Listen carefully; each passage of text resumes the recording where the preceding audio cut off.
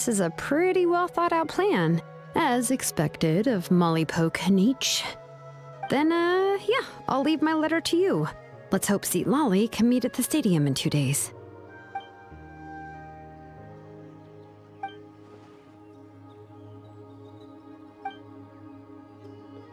Okay, then let's part ways for now. I'll see you in a couple of days.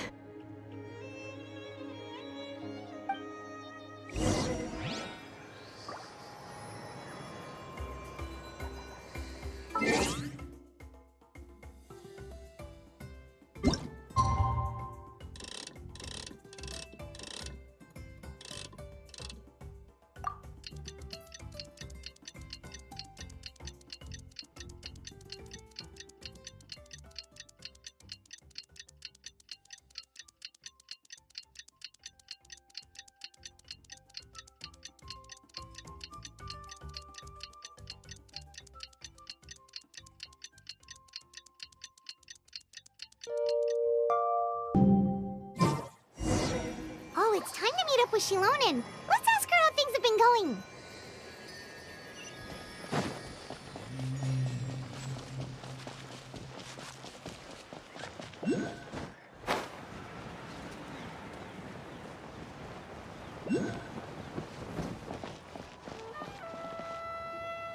Hey, Shilonen, how's everything going?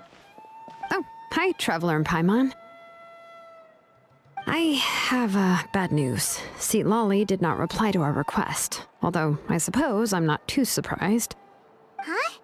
You mean she didn't even bother to give Kenichi a response? Guess she really does have quite the ego then. Yeah, well, she can be also quite eccentric, though she's one of the most gifted people around. Even the Masters of the Night Wind often struggle to work with her. My guess is that she probably has other reasons for not deigning us with a response. But let's go to the stadium and see if we can meet her there. If we do get a chance to talk to her in person, we can still try to work something out. That's true. Let's go!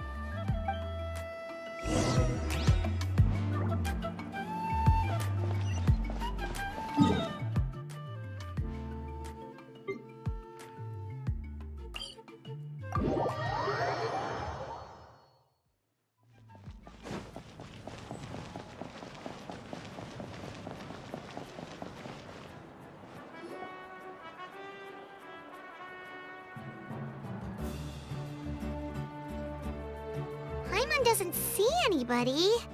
Seems she's just not gonna show up, huh?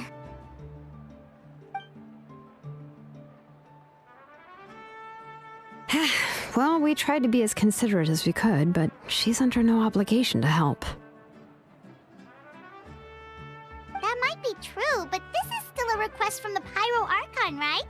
Shouldn't a subject always answer the call of their Archon? A subject? Well, if you ask me, I'd say we're all more like friends with the Archon. Yes, Mawika is our leader, but that doesn't mean there's any kind of tall barrier between us and her. The only thing is that she often has very high expectations of us. Huh. So even though she's super powerful, it sounds like she's actually pretty down to earth and easy to get along with. Unlike that old hag Granny Eatstily, right? Does she think she can ignore us just because she's famous? You all talk about her like she's some kind of huge deal, but she didn't even bother to reply to our letter! Seriously, if she didn't want to come, she could at least let us know. If that's what aging does to you, Paimon never wants to get old. Oh, really? So, that's how you see me? Huh? Who's there? Who's talking next to Paimon? Oh, don't mind me. I'm just a disgruntled old hag, right? Come on, relax. I'm sure my bark's worse than my bite. Huh? Seat Lolly. Wait, you're Seat Lolly? You're Granny Eatstily? Yes, Granny Eatsley. But emphasis on Eatsley, not Granny. You must know this trope from light novels, surely. They use it all the time. The young man who's actually the oldest person in the room. The girl next door who turns out to be a seasoned veteran. The wise sage who looks like a little kid. Oh, wipe that look off your face! You've seriously never seen an older lady that doesn't look her age? Okay, well, don't go thinking it's a trick either. See? I'm barely wearing any makeup. Did I forget to mention, she's called Granny, but she's actually pretty young. It was an honest mistake. I guess we've just gotten used to it. I'm sorry. So, how old are you actually? What? How dare you? Don't you know it's rude to ask a lady her age? Paimon really didn't mean to offend you, it's just that your case seems really unique. Oh, Paimon just wanted to apologize, but now she's putting more and more of her foot in her mouth. Really, Paimon just got a little mad since we thought, well, you were gonna leave us out to dry. It was my idea to invite you here, Seat Lolly.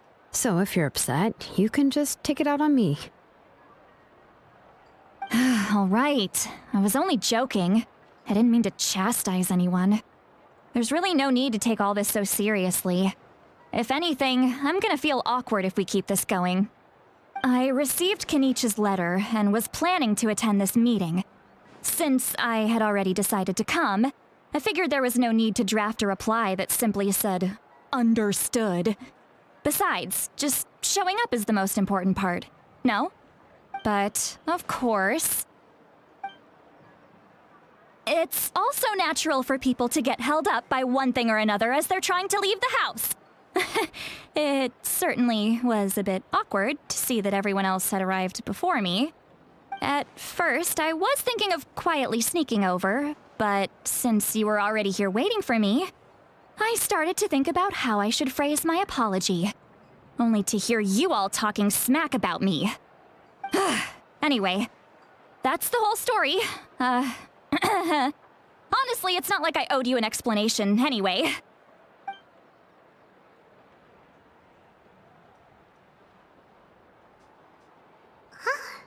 What's with that expression? Was she feeling embarrassed just now?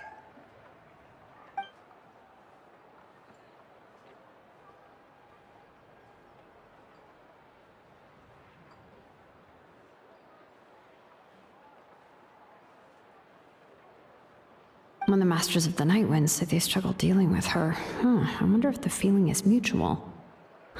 She seems to be pretty awkward herself. Everything she does and says seems a little forced. Anyway, Shilonen, I heard that you require my help in crafting an ancient name. Correct. The situation isn't like anything we've handled before. Let me explain. I see. So Mauika has asked you to forge an ancient name for an Outlander. Well, that would be a first. And you've also heard all about Auroron. I must say, he's always been a good kid. I can't see him joining the Fatui of his own volition. He must have been coerced somehow. Yeah, that's what we came here to ask you. We'll help bring Auroron back if you help us solve the problems of forging the ancient name. What do you think? I suppose I'll just call you Traveler for now. Traveler, come here. Let me take a good look at you.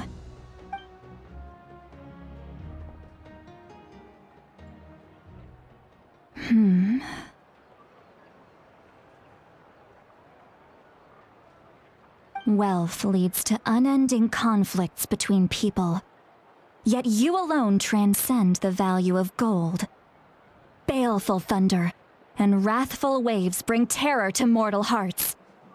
Yet again and again, you've braved them to find new worlds. O weary yet free soul, even the most verdant leaf in the forest will pray for your happiness and safe passage. Those are all the things that I could see in you. You've experienced far more than even most mortals could dream of. You possess the heart of a sincere hero, along with the conviction to lift a torch above your head and walk headlong into the night. Huh? Don't move. There's something here. Huh? What thing? Don't your Paimon. Is the traveler gonna be okay? Ah, shoo! That should do it. You've just returned from the Night Kingdom, so some fragments of souls were still stuck to your body. No need to worry. I've just cleared out the last of them. Isn't that kinda like having part of a ghost come back with you? It's nothing as serious as that.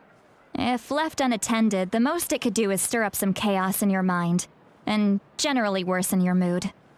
Well, in that case, better to get rid of them.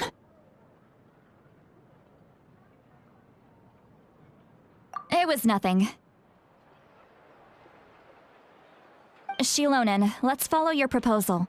Once you've brought Auroran back, I'll take you to see the Lord of the Night. The Lord of the Night? But don't we need to talk to the Wyab of the tribes? Something this important is beyond their jurisdiction. Only the Lord of the Night can decide whether we can grant an ancient name to one who does not hail from our lands. The Lord of the Night is an ancient entity that rules over the entire Night Kingdom, constantly borrowing the power of the sacred flame to combat corrosion from the abyss. Oh, so you're basically saying it's even more powerful than the Wyab of the tribes. Well, that sort of makes sense, being the lord of the entire Night Kingdom and all. Not exactly. It's not so much that one's more powerful than the other. But never mind. That's not important. It would take too much time to explain. Just listen carefully to what I'm about to tell you.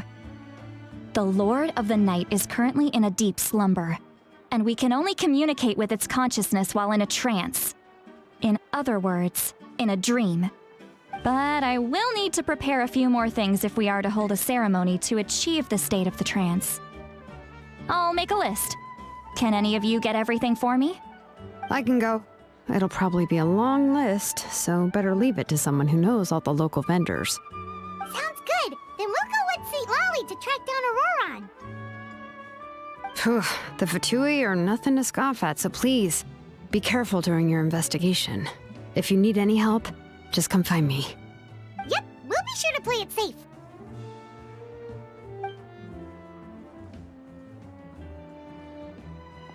All right, now it's time for us to catch that brat and bring him back. I'm sorry I made you wait earlier. It was actually because I decided to swing by Auroran's place to look for clues. He has always lived alone, and I found a broken jar in his house. There was also something off about his phlogiston aphids, which I assume is because their keeper has been gone for quite some time. And interestingly enough, I saw some slash marks in the house that did not match any of our local weapons.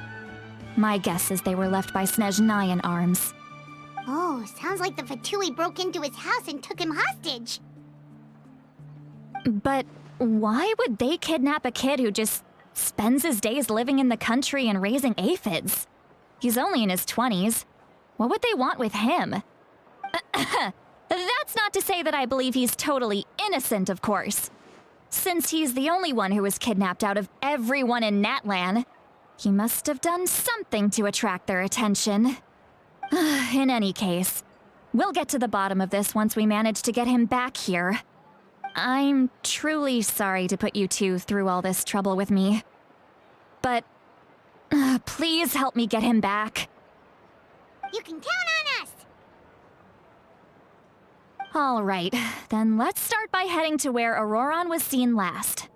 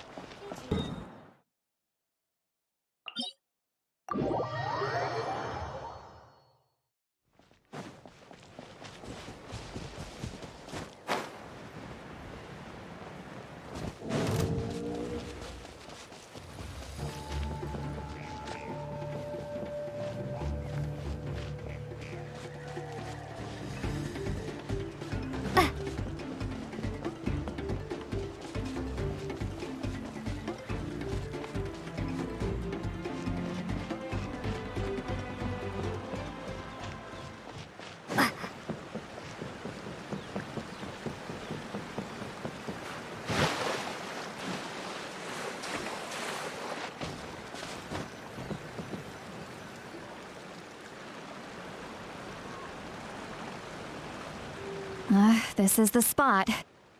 An eyewitness claimed to have seen Auroron speaking to some Fatui soldiers here. I don't know how much you're willing to believe me, but Auroron really is a good kid. I see no reason why he'd suddenly get involved with a Fatui. I'm convinced that what the witnesses saw was actually the Fatui coercing him, or perhaps trying to extract information. However, I doubt anyone would believe me, given there are no signs of a fight. Didn't Kanich say that she's a big name in that land? Feels kinda weird to see her so frustrated and helpless like this. Auroron? Well, he was left at the side of the road as an infant, and the people of the tribe took him in. You could say that everyone had a hand in raising him. He learned a lot from us, and once he reached adulthood, he built himself a house out in the countryside. He spends most of his days growing vegetables and raising aphids, living off of what he harvests from the garden. He's always been such a good kid. He would even get his friends to deliver whole bags of fresh produce to my place.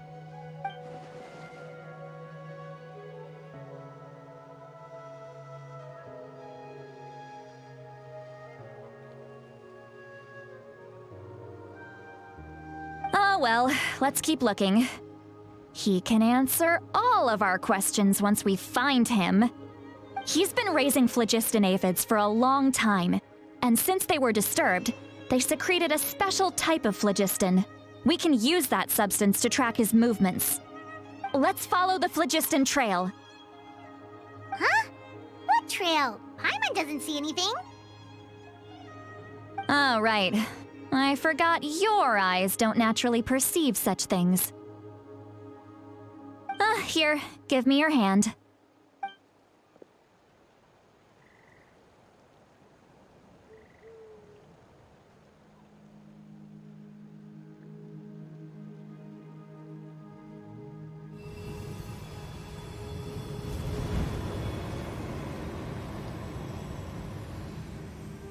Huh? How about now? What do you see?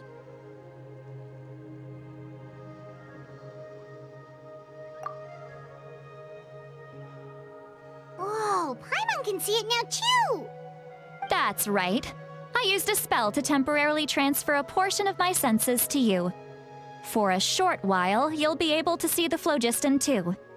Wow, you can even share your senses with us? First time Paimon's heard anything like that. It requires a very rare spell that most people aren't adept at. But don't worry, it's a cinch for me.